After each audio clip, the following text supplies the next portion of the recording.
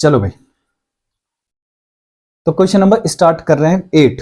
ठीक है, a statue 1.6 metre tall stand on the top of a pedestal from a point on the ground. The angle of elevation of the top of the statue is 60 degree and from the same point the angle of elevation of the top of the pedestal is 45 degree.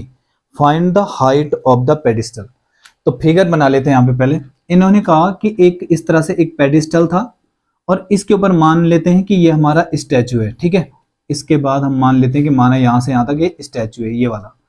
ठीक, तो ये किसी point से, ground के किसी point से हम यहाँ पर से मान लेते हैं। तो ये क्या कह रहा है कि 1.6 मीटर टॉल स्टैचू, तो ये 1.6 मीटर है, 1.6 metre. From a point on the ground the angle of elevation of the top of the statue, top of the statue मतलब स्टैचू के टॉप का जो एंगल बन रहा है वो बन रहा है 60 डिग्री। और साथ में क्या बोल रहा है ये, from the same point the angle of elevation of the top of the pedestal, और पेडिस्टल के टॉप का जो एंगल बन रहा है वो बन रहा है 45 डिग्री। चलो, तो इसके नाम दे देते हैं हम। तो हमने ये नाम दिया A, B, C और D। तो सबसे पहले मैं छोटा ट्रायंगल लेता हूं जिसका नाम है, हम यहाँ पे लिख लेते हैं कि इन ट्रायंगल, जिसका नाम क्या है BCD, इन ट्रायंगल BCD। तो BCD ट्रायंगल में देखो, BCD ट्रायंगल में अगर मुझे ये नहीं पता है पेडिस्टल कितना ऊंचा है, मैं इसको H नाम दे देता हूं। तो बताओ उसके लिए परपेंडिकुलर कौन है, H, और इसको हम यहां से यहां तक मान लेते हैं हम X। तो अगर मैं tan थीटा लगाऊं, tan थीटा, तो हमें क्या है, tan, इस छोटे ट्रायंगल के लिए थीटा कितना होगा 45, तो tan 45 इक्वल टू परपेंडिकुलर माना जाएगा H अपॉन में बेस माना जाएगा X। तो tan 45 की वैल्यू कितनी होती है 1 इक्वल टू H अपॉन में X। इस X का इंटू यहां करेंगे तो X equal to H upon में X इक्वल टू H। ये बनी हमारी इक्वेशन नंबर 1। अब आते हैं इन ट्रायंगल, कौन सा बताओ, बड़ा ACD। तो इन ट्रायंगल ACD, अच्छा बताओ ACD में अगर मैं tan 60 लूं तो कैसे होगा, tan 60 इक्वल टू परपेंडिकुलर कितना माना जाएगा H प्लस 1.6 मीटर अपॉन में बेस क्या होगा X। तो tan 60 की वैल्यू कितनी होती है √3 equal to H plus 1.6 metre upon में, क्या मैं X की जगह जो है H रख सकता हूं।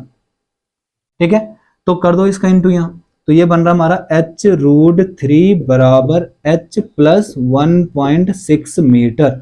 इस एक काम करो, इस H को यहीं ले आओ, तो H√3 minus H equal to 1.6। सही है, क्या मैं इन दोनों से कुछ कॉमन ले सकता हूं, H कॉमन ले लिया, तो मैंने H कॉमन लिया, अंदर बचा √3 माइनस 1 इक्वल टू 1.6।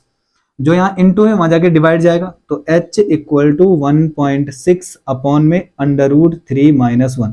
अब ये फाइनल आंसर है, इसके लिए तो मैं रूट छोड़ नहीं सकता नीचे, क्योंकि डिनोमिनेटर में कभी भी रूट नहीं होता। तो क्या करते हैं फिर उसके लिए, रैशनलाइज करेंगे हम। तो क्या करेंगे, √3 प्लस 1, अगर यहाँ माइनस है तो प्लस करेंगे, अगर यहाँ प्लस है तो माइनस करेंगे, तो √3 प्लस 1, तो H इक्वल टू 1.6 और साथ में √3 प्लस 1 अपॉन में A minus b, A plus b, तो क्या फॉर्मूला होता है उसका, A square minus b square, तो √3 का स्क्वायर माइनस 1 का स्क्वायर, आगे जाके ये मुझे देगा 1.6 और √3 प्लस 1 अपॉन में √3, 3 में से 1 जाएगा तो 2, इसको इससे काट दो 0.8।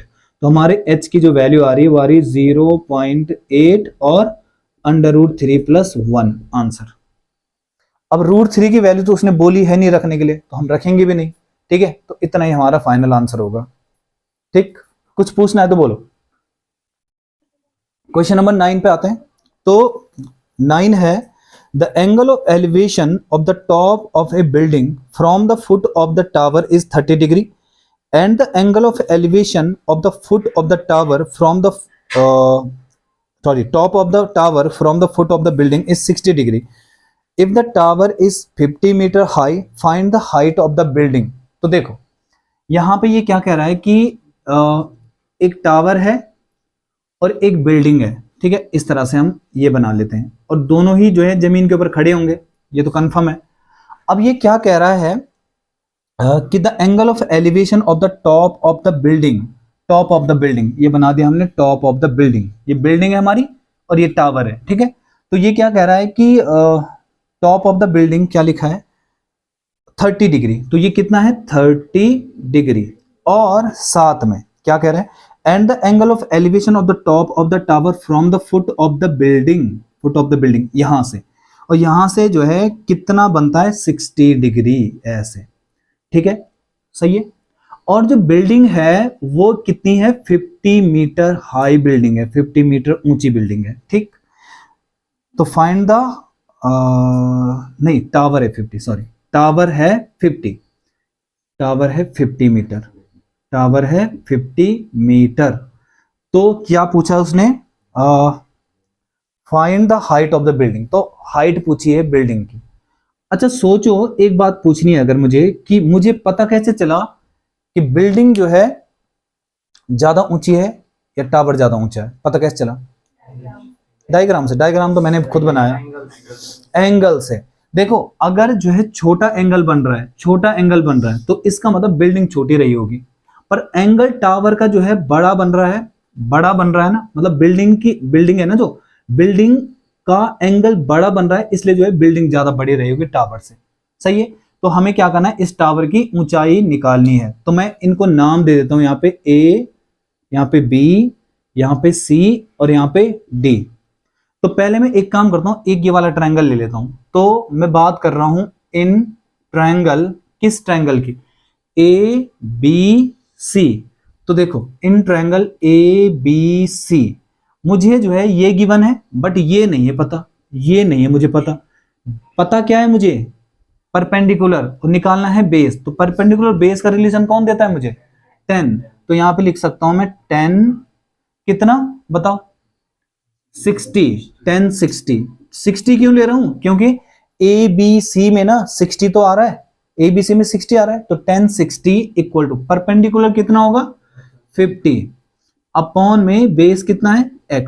10 60 की वैल्यू तो हमारे पास √3 बराबर 50 अपॉन में x, कर दो इसका क्रॉस मल्टीप्लाई इसका यहां, तो x √3 बराबर 50, सही है। जो यहां इनटू वहां जाके डिवाइड, तो x बराबर 50 अपॉन में √3, ये बनी हमारी इक्वेशन नंबर 1। समझ में आया? अब लो दूसरा ट्रायंगल जिसका नाम है DBC। तो इन ट्रायंगल DBC, अच्छा DBC, इन ट्रायंगल DBC में अब लो जरा कितना लेना पड़ेगा 10, बताओ 10 30 बराबर परपेंडिकुलर कितना है उसके लिए 10 30 के लिए h, तो h अपॉन में बेस कितना होगा x। तो 10 30 की वैल्यू होती है 1/√3 इक्वल टू h अपॉन में, क्या मैं x की वैल्यू रख सकता हूं, तो x की वैल्यू रखूंगा मैं 50 अपॉन में √3, सही है।